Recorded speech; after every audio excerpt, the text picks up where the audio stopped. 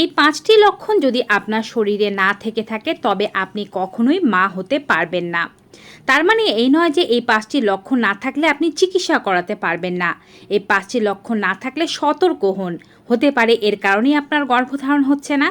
তাই অবশ্যই তখন ডক্টরকে দেখিয়ে চিকিৎসা ব্যবস্থা গ্রহণ করে মা হওয়া যেতে পারে। কোন সেই ৫টি লক্ষণ জানতে সম্পূর্ণ ভিডিওটি দেখতে হবে। ফেসবুক থেকে দেখে থাকলে পেজটি ফলো করুন, ইউটিউব থেকে দেখে থাকলে চ্যানেলটি সাবস্ক্রাইব করবেন। ভিডিওটি বেশি বেশি মাত্রায় শেয়ার করে দিন, প্রয়োজনে ডাউনলোড করে রাখুন। বাবা মা হতে চাওয়া দম্পতিরা কমেন্ট বক্সে লিখে দিন বাবা হতে চাই কিংবা মা হতে চাই, যেন অন্যরাও আপনার কমেন্ট পড়ে আপনার জন্য প্রার্থনা করতে পারে। চলুন শুরু করা যাক। একজন মহিলার গর্ভধারণ করার জন্য একটি সুস্থ ডিম্বাণু থাকাটা খুব বেশি জরুরি।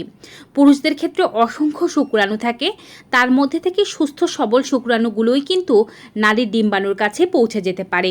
কিন্তু নারীর মধ্যে একটি ডিম্বাণু থাকে এবং সেই ডিম্বাণুটি যদি সুস্থ সবল না হয় তবে সেই নারী গর্ভধারণ করতে পারবে না। অনেকের ক্ষেত্রে ডিম্বাণুই হয় না, সেক্ষেত্রে তারা কীভাবেই বা গর্ভবতী হতে পারবেন? আপনার শরীরে ডিম্ব না আসলে গর্ভধারণ করা সম্ভব নয়।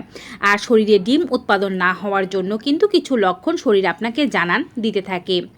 একজন নারী যদি তার ডিম্বস্ফোটন বা ওভুলেশনের ৩ থেকে ৫ দিন আগেও সহবাস করে থাকেন, সেক্ষেত্রে পুরুষের এই শুক্রাণুগুলো আপনার রিপ্রোডাক্টিভ সিস্টেমে গিয়ে ওয়েট করতে থাকবে বা অপেক্ষা করতে থাকবে।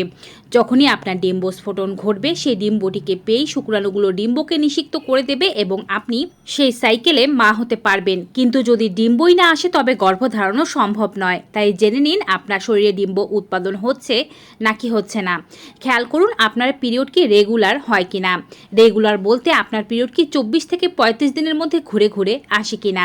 যদি এমনটা হয় যে প্রায় মাসে আপনার পিরিয়ড অনেক বেশি লেটে হচ্ছে বা খুব বেশি তাড়াতাড়ি হয়ে যাচ্ছে, সেক্ষেত্রে আপনার ওভুলেশন ঠিকভাবে হচ্ছে না।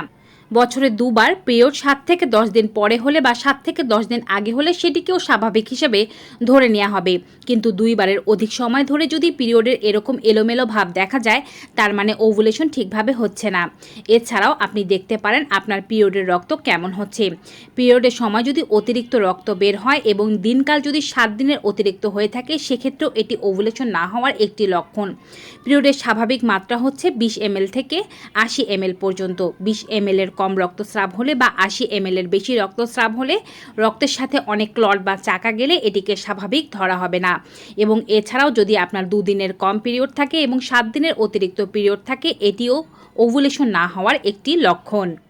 দ্বিতীয় লক্ষণ হচ্ছে স্তনে কোনোরূপ পরিবর্তন না আসা।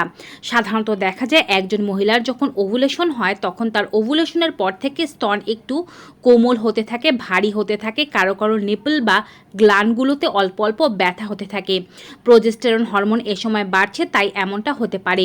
কিন্তু সারা মাসেই যদি আপনি আপনার স্তনে কোনোরূপ পরিবর্তন দেখতে না পান, মাসিকের শুরুর দিন যেমন ছিল মাসিকের শেষ দিনও যদি তেমন থাকে এবং পুরো মাস জুড়েই যদি তেমন থাকে, তার অর্থ হচ্ছে হয়তো আপনার ওভুলেশন হচ্ছে না। সাধারণত ওভুলেশনের সময় থেকে শুরু করে মাসের বাকি দিনগুলোতে স্তন একটু স্ফীত হয়, বড় হয়, হালকা হালকা ব্যথা থাকে।